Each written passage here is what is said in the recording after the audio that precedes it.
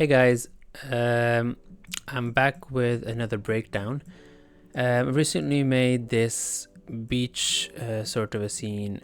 It was originally made for a drone shot that I had created, kind of just imitating a drone.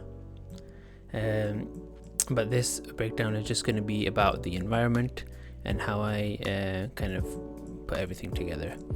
So I wanted to make a beach scene, just a basic beach, kind of a big cliff, and I'm not sure if you can tell, but if I just add a human, where's it gone? So this is how big that beach cliff really is. So it's like a medium-sized cliff, I'd say, or if I put it near the boat, then you can see I have a boat here. Obviously it's like a decent size. Oh fuck, that's a big boat, sorry. Anyway, so yeah, how I designed this. First of all, let's just hide this. So I started off with this plane. It's just a subdivided plane, which I later wanted to extend, so I just extruded the edges just to kind of make this tapered slope, so that even through the water you can kind of see the ground and it's not just like infinite.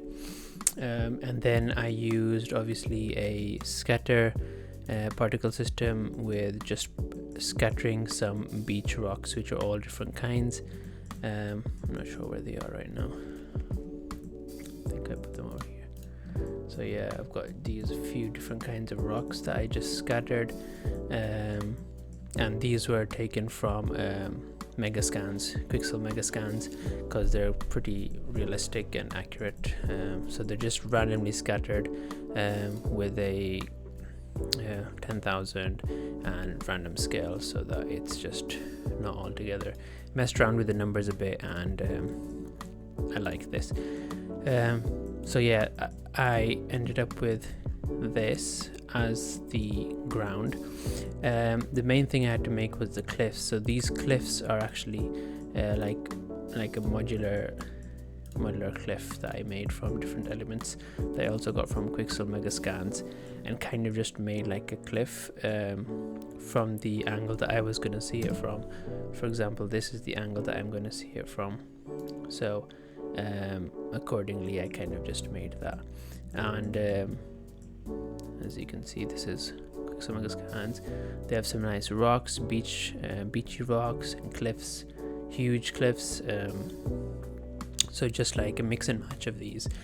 Even these kind of small rocks and stuff are scattered through, like you see here, like this rock thing and then this rock thing. I mean, just to give a bit more variation, instead of having it all just be the small sort of block. And also I added one over here, since the camera would be going,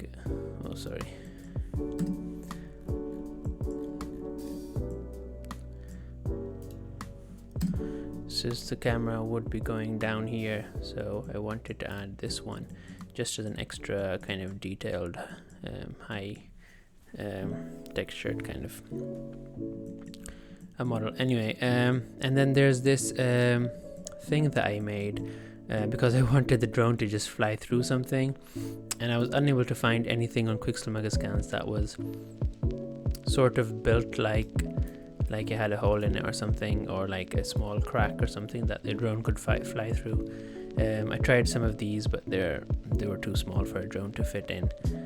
So I kind of just mix and match some of this stuff and scaled them and rotated them and stuff, and just made my own sort of a thing. I don't even know how this would exist in real life, but like whatever. Yeah, and then just some here where you can see this path for the drone, where the sort of drone kind of flips up as well. Anyway, so that's how I kind of made the cliff. And then on the top, because we are looking down, I needed another plane that's subdivided which has some kind of vegetation on it, and as you can see I was using botanic and just have some particle systems, grass and shrubs and stuff that you can't really see right now, and then some other rocks and stuff just to break it up a bit. So yeah, basically the idea was, let me just grab the water, and then there's this really large water body.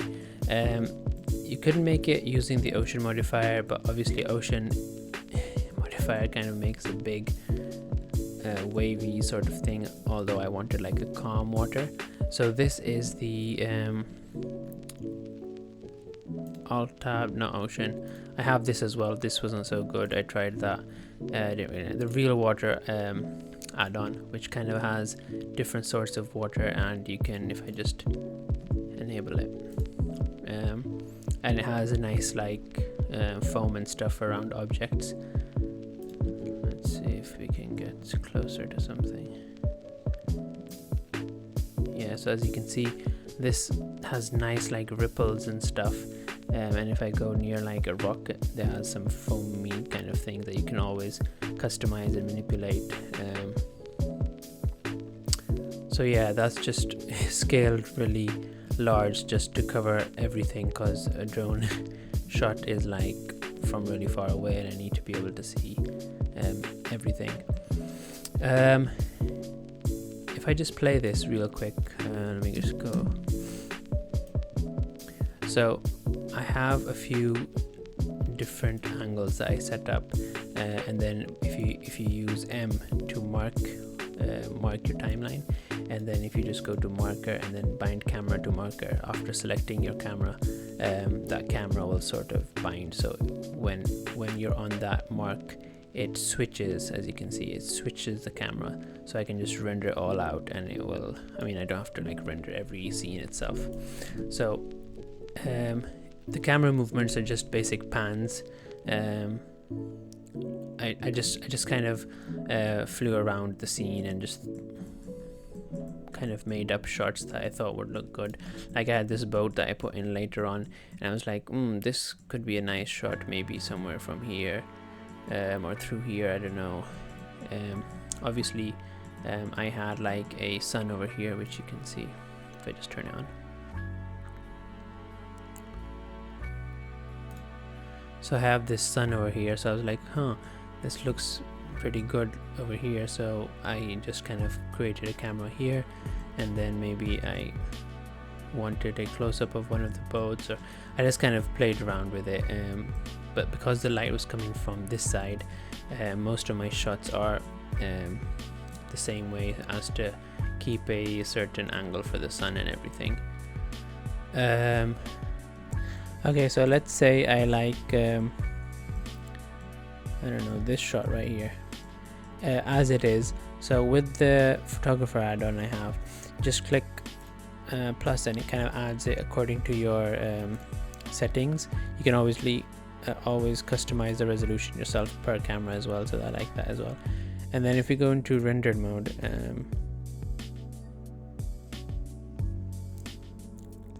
so this is like a shot that I might keep. I have my sun over here, which I've parented an empty to it, so I can always add a flare. I have this flared add-on, so if I add like a rounded flare to the empty, and the camera is what is this? If I just go to photographer, so I'm viewing camera 2 right now, so I just select camera 2, and then camera 2, if I just select camera 2, and then I can add it. I'm not sure if you can see the flare because it's probably blocked, but if I just, this is where I have one. If I just add another plane, you could say, where'd it go? So this plane, so if I select this plane, select the camera, and then add one. So now go back to our camera view, and we have that flare kind of on our plane, and then obviously you can set them how you like, but as you can see, it's just a quick thing that you can add within the thing. Obviously you can change this. I think it's better over here, but it's just like an in Blender thing. You could do it in post as well, to be honest. If I just turn this off, so this is our beach, and then for the background I have some rocks for this part. Background cliffs. So I just made some background cliffs just for some sort of variation through the cameras. So that's that. I did have this, where'd it go? Camera 1. Let me see. So yeah, if you want to know, I have this this drone scene, which if I just turn this off,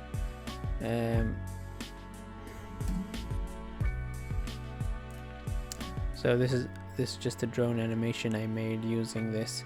As you can see, there's some background elements with these things, and then just like a simple drone animation. I wanted it to loop, so it kind of goes around and loops back from the curve, and that is a little drone that you might be able to see in shadows and reflections and stuff. Anyway, so that's the basic setup for the environment of this beach scene.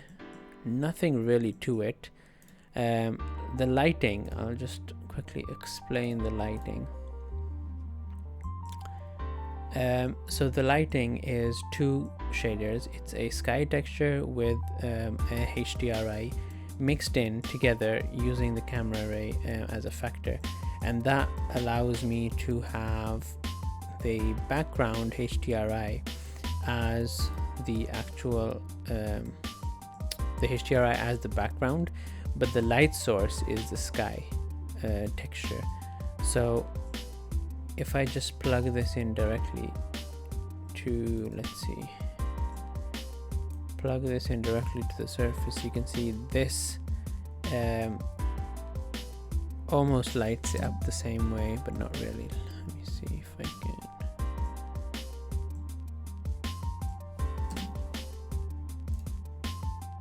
Yeah, so that's how it lights it up. But if I use the sky texture, I add much more control with the lighting. As you can see, the shadows and stuff are a lot sharper, which is, I just like that better.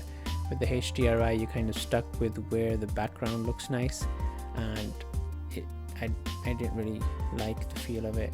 And same goes with if you just use the sky texture, the lighting will look good, but then because it's a drone shot and it needs to look up and everywhere else, it won't look so good. By the way, this epic kind of auto exposure thing that you're seeing, when you look at bright sources, it gets darker, and when you look at back down, it gets brighter again. This is photographer add-on as well, and I love this feature for it. Anyway, so because when the drone climbs up, I would like to see like clouds and stuff, so that's why I added the HDRI, and just makes the realism a lot better. There's no actual lights, there's just the sun sky texture and the HDRI. There's no sun lamp or anything, nothing else. This was just tweaked as it is, using Cape Hill. I like that quite a lot as a texture, and just different settings for the sky texture. Yeah, that's about it. I tried using animation for the water because it is possible, but I just didn't like it as it fluctuated too much. And then obviously there was motion blur, rendered at 600 samples, yeah, with motion blur. That's about it. AGX color transform, and that's it. So that's how I made this scene basically, and I kind of tweaked it as I went along according to my drone shot, and then when I did those few cinematic shots, I kind of moved stuff here and there, maybe changed the lighting a bit accordingly. But for the most part, that's how you make a nice scene. To be honest, it's pretty easy if you just use Quixel Megascans. They have some great scans, so you can just basically use anything, and it will look pretty good. The key to photorealism, I'd say, is obviously the better models that you have, the better your renders will look. Good textures, high quality textures, and then also the lighting, I think, matters even more than the textures, because if your lighting is shit, then it doesn't matter how good your model or your textures are, it's gonna look shit. And also the animation, like if it's just like a cinematic camera pan, then it doesn't really matter, because you can actually think that maybe it's like a cinematic shot. But if it's like drone footage or like a handheld camera or like someone moving or something, then you need to make the camera animation a bit more realistic as well. But if you just focus on lighting, just one thing you have to focus on, and that's lighting. I think even if you have a shitty model with good lighting, you can make it look awesome. In this scene, I didn't use a volume box or a volume shader plugged into the world tab, because I wanted to see the background, and if I added a volume, like, let me just show you if I can real quick. Volume. This is getting slow now, but let me just go to a camera view. Yeah, so if I wanted the volume would look nice, because like at this harsh edge, it would give a nice depth to it, like it's really far away. But if I do plug in the volume, obviously lower it. Oh, that's still too much.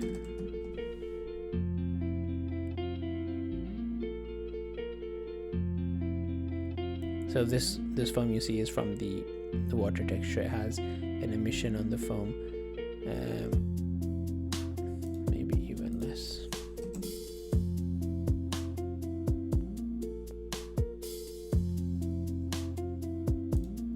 Do you see how almost impossible this is? Like, it's so low now, it's not even making a difference. Basically what I was trying to say is that if I put a volume in, then it's good to cover up the stuff that I don't want to see, but the things that I want to see, like these awesome clouds, the sun and the HDRI, and then when the drone climbs up, I like to see the sky and clouds and stuff. That all just goes away pretty much. I mean, I could increase the texture. Let's try this real quick so I show you. Let's make a cube. Where'd it go? Let me turn this back on. Let's make a cube. Right, and then make this a...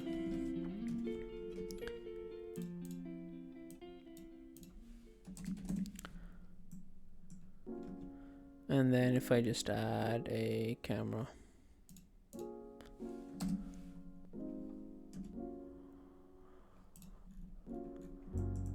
Okay, so we're surrounded by the cube right now.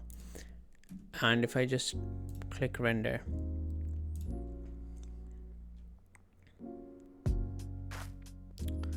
As you can see, it's quite foggy, which is, I mean, you could argue it looks good or not, but like if it's a beach scene, it's not like a nighttime scene. It's supposed to be clear day, so I don't want it to have that kind of foggy look. And if I just decrease the, I mean, that could work. I'm not sure if I kind of move it around, if it would kind of, I mean, it looks foggy. I mean, it's an artistic choice, I guess. Maybe you could play with it a bit, but then